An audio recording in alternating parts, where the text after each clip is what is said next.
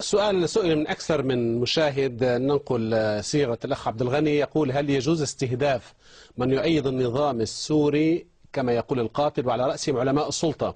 وهل يجوز قتل عامة العسكريين الذين ما زالوا واقفين مع النظام، مع العلم أن فيهم من ينوي الانشقاق ولا يتمكن من ذلك؟ مش عرفنا من أين أعلم؟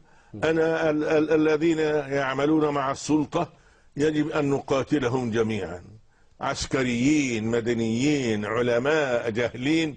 اللي يكون مع هذه السلطة الظالمة الجائرة المتدبرة في الأرض التي قتلت الناس بغير حق هو ظالم مثلها، يأخذ ما حكمها. فكل من يعني يقاتل عليه أن يقاتل هؤلاء.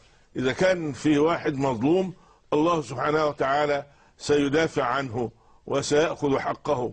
واتقوا فتنة لا تصيبن الذين ظلموا منكم خاصة كما يقول القرآن.